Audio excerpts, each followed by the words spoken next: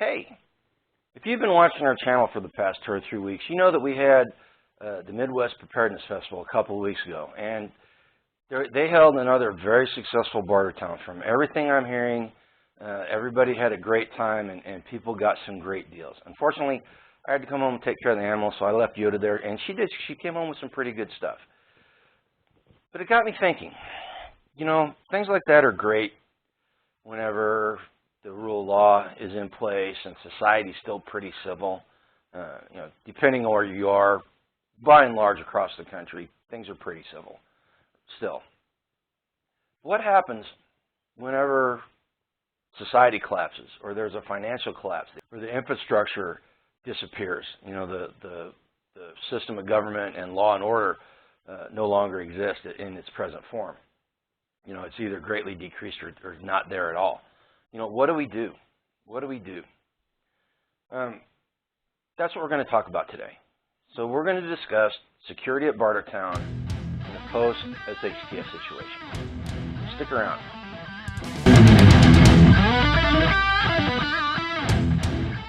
Guys, welcome back to Grumpy Acres. It's time for another full spectrum preparedness video. This time, like I said, we're going to talk about security at Bartertown in a post-SHTF situation. And if you don't know what SHTF is, go look it up. But it's something hitting the fan, all right? Before we talk about that, though, you know, everybody in the prepper community, and I'm guilty of this too, you know, we like to think about the Mad Max situation, you know, when everything completely collapses. You know, chances are we're not going to see that in our lifetime. And there are very few places in the world where the whole Mad Max scenario actually takes place. You know, even in war-torn Ukraine, there's still some semblance of law and order. Now, it may be maybe not traditionally what we're used to. It may be a warlord. It may be a local strongman, criminal. It may be a dictatorial government. And it may be a local government that's managed to maintain control, and they've still got some semblance of law and order in their community. You know, so the gambit can go full spectrum there. You know, and if you think it can't happen in modern times in a modern civilization, go look at Fairfall, Modern Survivalist channel.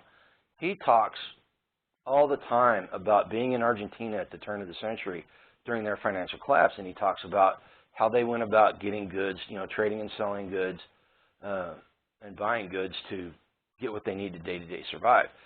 You can go back even further. There's a gentleman named Selko, and he tells about being in Sarajevo during the collapse of the Yugoslav Republic, and he talks about what it was like there. You know, so the whole Mad Max scenario probably isn't going to happen in our lifetime, but one of those other ones very well may. So we need to think about these things, all right? Now, before we go down that path, let's talk about what we can do right now when we're buying, selling, trading, bartering, whatever. And the reason why we need to talk about it is because it gives us a good base to build our future scenarios off of. And, you know, people may say, well, why do we need to be concerned about that now? And I can give you two names, Steve Nung and Charles Lake. Okay, these two guys were up in the Pacific Northwest, late 90s, early 2000s. And they are probably couple of the most vicious and prolific serial killers in modern history. And the way they found victims was they would respond to Craigslist and eBay ads for stuff from local people. They would go to their house, they would abduct them and take them to a remote cabin up in the woods and torture and kill them. And they would videotape it. It was very, very sick and twisted individuals, all right? So we need to be concerned. And then another one, the Craigslist killer. Guy would find victims off of Craigslist, all right? We need to think about this stuff. You know, beyond the whole sensational aspect of the serial killer, there are people out there that will rip you off if you're trading them, you know, if you get in a situation where somebody can take advantage of you. So we need to, like I said, we need to think about these things, all right? First thing we need to address is some basic security concerns, all right? Number one, stay away from illegal goods, all right? pretty self-explanatory. You play stupid games, you win stupid prizes. And the last thing you need to do right now is get sideways with the law. You know, if you get into legal trouble, it's gonna take away from your ability to homestead, from preparing, getting ready for whatever may be coming. All right. The next thing is never trade sight unseen. All right. You should never hand somebody some money with the expectation of getting the goods at a later date because they're someplace else. You know, at the very least, you should make them show you a sample of what they have. All right. And we'll talk a little bit more about that later on. The next thing is if you're using social media. So a key aspect of selling, trading, and bartering stuff on social media is you take a picture, right? Well, every digital camera puts what's called metadata on the picture. And what that is, it's data that sits inside the digital part of the image. And it basically, most of them manufacture a camera, when the picture was taken, and where it was taken. So we need to strip that off, because if you go back to the OPSEC series that I did, you'll know that that's giving somebody more information than they should have or they need. They make software. You can download it for free, and it will strip the metadata off your pictures before you post them. Simple to use, easy to install. I recommend if you're going to do any of that on social media, you should do that. Another security concern is make the trade in an open, well-lit area with lots of people around. Okay, presence in security is probably the biggest deterrent. Just the simple fact that an area is well lit or somebody can see you will deter about 90% of crime. Now, your hardcore criminals, they're not going to care. But all those other things will keep honest people honest, and people that are petty criminals, they're not those really hardcore ones, that will keep them honest. So when you're doing a trade, do it in a parking lot. Do it in a shopping area where there's a lot of people moving about. You do not want to do it in a closed-in area where somebody can sneak up on you, because bad guys usually don't travel alone. They usually run in packs. You know, they're wolves, and to them, you're the sheep. So we have to make sure that we don't behave like a sheep. And that goes to the last thing about personal security concerns. When you're going to do this, be armed. I can't emphasize how much that will deter, or if something goes south, will keep you from going in harm's way. And if you've got two people, make sure both of you are armed, and I would have one of the people open carry if it's legal in your area. You know, I don't violate any laws being armed, but the reason why I would have one person open carry is because that gives somebody something to think about, and it also puts all the attention on the person that's open carrying, and it allows the person that's concealed carrying to have an advantage, okay? Now, very basics of being armed. If you're not willing to use it, don't take it, seriously. That's the whole thing about carrying a firearm. If you're going to carry one, you need to be trained, and you need to be willing to use it in the proper situation, okay? So just keep that in mind. Now, we talked a little bit about where to trade well-lit open areas. What are some of these places, all right? They're, you know, your neighbors. You can trade with your neighbors. You should know them well enough. You don't have to be buds with them. You don't have to be friends. But you should at least know them well enough to be acquaintances, and you should know their temperament and a little bit about them, all right? And you can garner a lot of information just by a brief encounter with somebody and watching them from afar in the neighborhood. You know, and then we talked about Craigslist and eBay. Those are two places that we can find people to buy and sell and trade, and then we can hook up. You know, another one is FreeCycle. It's a nationwide network of people that are just basically giving stuff away for free or finding stuff for free. So if you've got something that you want to get rid of, you don't want to pay to get it taken away and it's still usable, you think somebody might use it, get onto free cycle and just trade that stuff back and forth. I've gotten a couple of really good things. I got a oil burner, an oil barrel stove that I used on Baby Smokezilla at the old place, which is currently sitting over on the edge of the property in the storage area that at some point I need to get it up and running. But anyway, you know, it's a great way to get stuff. Marketplaces, farmers markets. If you're selling produce and stuff or trading produce, that's a great place to do it. Trade fairs and flea markets. There's another great place. Those are great places to do it. Fairfault talks about even during the collapse, there was a huge flea market that popped up that one of the local, I'm not going to say bad guy, but he was not a pillar of the community. Let's just put it that way from the way Fairfault talks about him.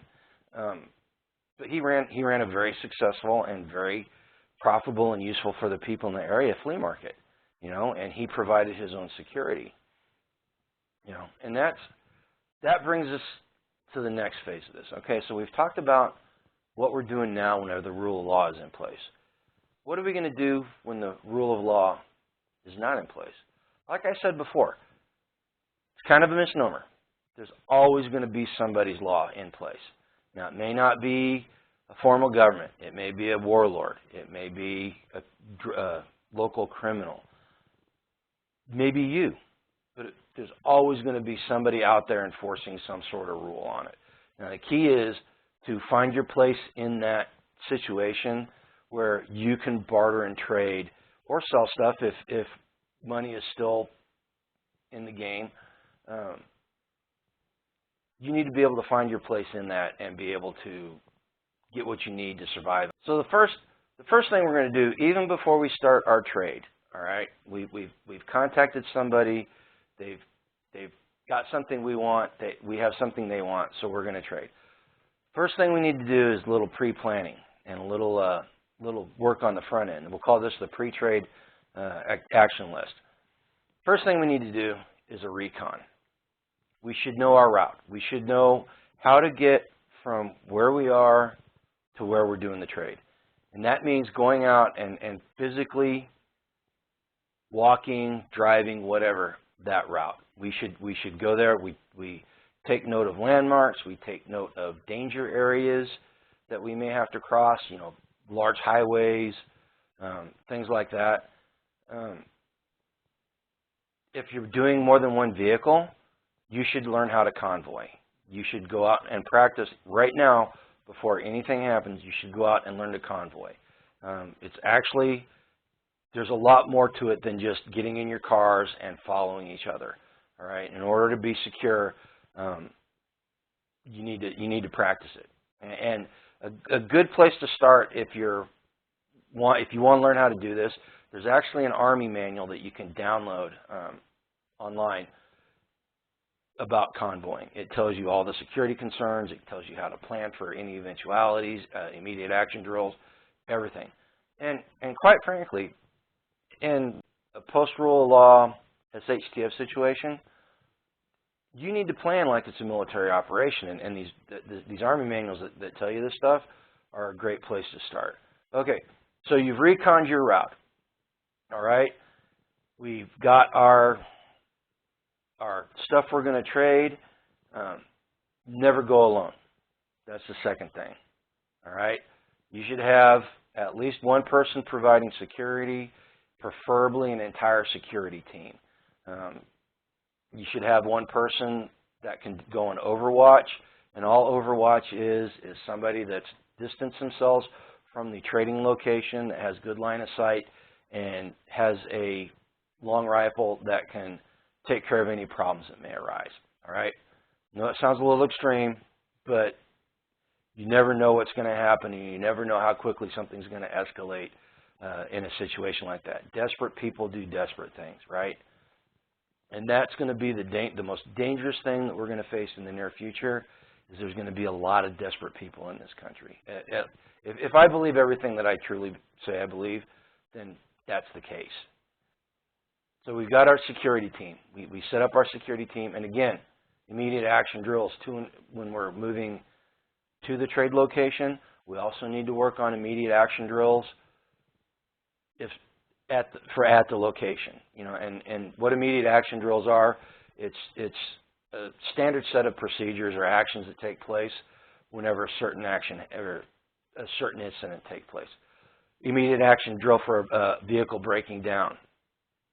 You figure out how to do that. Immediate action drill if you're ambushed on the way or from the trade site. How do we deal with that? Immediate action drill of what happens if the trade goes bad and the other side becomes threatening or violent, right? So these are all things we need to think about, you know, and they're not really pleasant, and we'd like to think they're not going to happen. But the fact is, if you don't plan for it and it does happen, you're in big trouble. All right, another thing we need to work on pre-planning is we need to work on a comms system. We need to be able to talk between individual vehicles, and preferably back to base camp or wherever you are. All right, so we need to have a comms systems, radios, code words. You know, code words can be used if something goes south and you don't want the other side to know that you know it's gone south. You can just say a code word or a code phrase, and everybody knows that the game has changed. All right, radios. We need to make sure that we can talk to each other, like I said. You know, and another thing you can use is phones. Seriously, in modern times, even in places where the infrastructure is kind of falling apart, cell phone towers are working in a lot of places because it's the texting portion of your cell phone is actually a pretty simple and low-powered thing to do. It doesn't take a lot of bandwidth, so it may be working. So you can use that. We've talked about our pre-trade planning. You know what? I forgot one thing on the pre-trade planning. You need cover stories. You know, chances are, if you're in a place where society's broken down, you're going to run across checkpoints and roadblocks. And they're not always going to be good guys manning those. So you need to have a good story that's believable about why you're there and what you're doing, without giving away the true reason why you're there. Because there's no saying that you roll up on a roadblock and somebody looks at you and you tell them what you're doing and you go, oh, I'm going to go trade, and they'll take your stuff. You know, they've got a roadblock up for a reason, and chances are it's not very good. All right, so those are just things we need to think about. So we've done all our pre-trade planning. We've set up immediate action drills. We've set up our comms. We've got our cover stories. We've practiced our convoying. We've practiced our immediate action drills, and we're ready to roll. We hop on our vehicles, or we get on the trail, and we go to the location.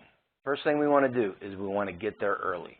We want to get eyes on where we're trading so that we can see if anything's going on, because bad guys are going to want to show up early, and they're going to want to get set up before you set up so that they can overwatch you. So we got to play the same game they're playing, all right? So we want to get there, get eyes on the trade location, and make sure everything's secure. Set up our overwatch. We need to make sure that our overwatch is set up whenever we're getting ready to go down to the trade. Now, if you've got large quantities of goods, do not take them all to the trading location. Set them back where the other side can't see it, but take a sample down so that they can see what they're buying. And then you need to create a rapport with them so that you can trade and exchange stuff and then move the larger quantities. And that's, you know, creating a rapport with people is a huge part of this. You know, if somebody may not trust you, but you at least need to make them respect you, all right? And respect is earned, it's not taken, all right? So you need to give the other side a reason to believe that you're honest and forthright, all right? So don't go acting like a fool. Like I said before, be armed.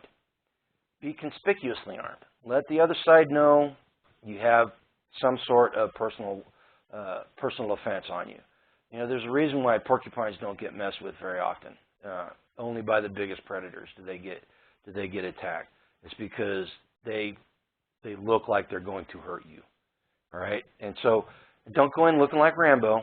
You know, because quite frankly, a true professional is going to look at somebody that's dressed up like Rambo and know that they are not what they seem, and it's going to delegitimize you. All right, So go in there, try to look professional, try to act professional. Now you've got your overwatch at some location where the other side can't see them. You want your security there right with you too. You want at least one other person there to provide backup and watch your back as you're conducting the trade or the sell or the buy. All right? So we need to have a security right there with us who is doing nothing but paying attention to everything around them. They're not looking at the trade. That is not their concern. Their concern is to watch the environment and watch the other people at the trade location.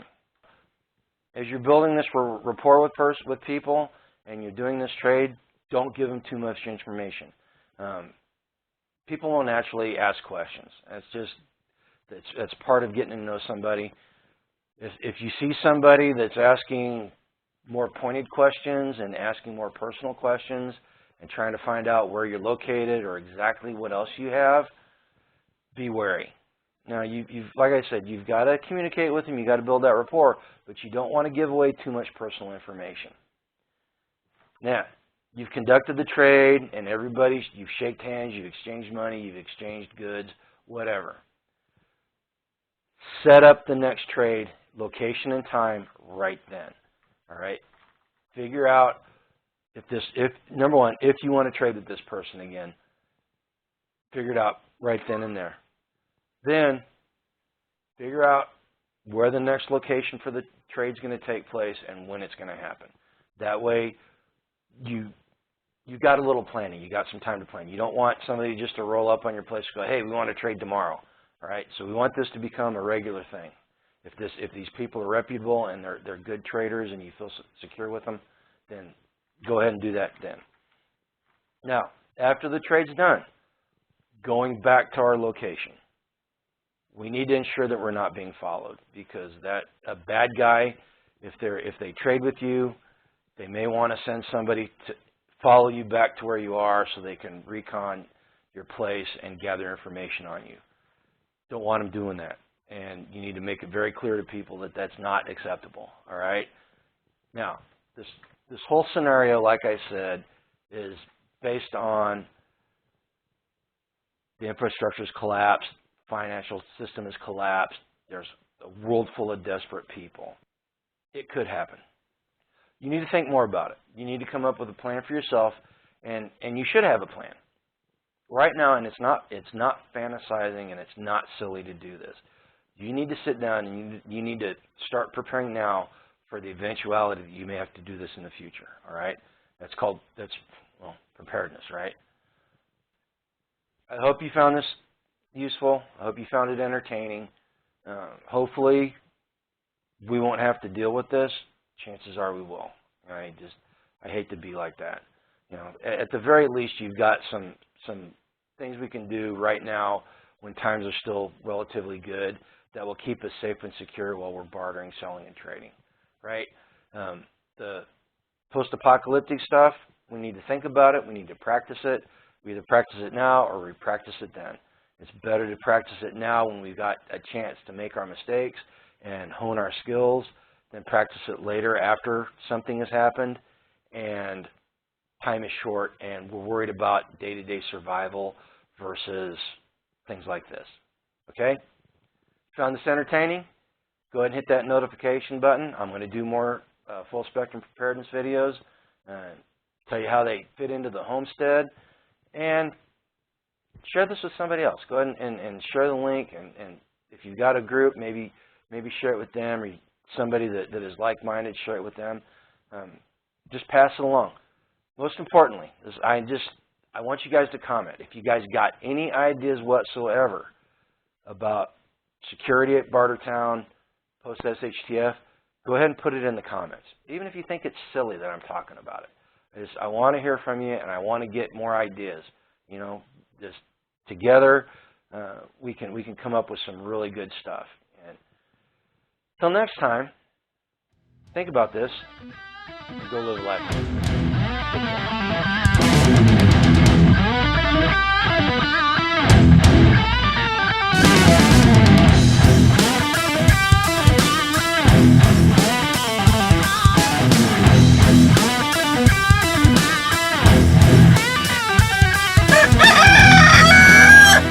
Thanks, Milo.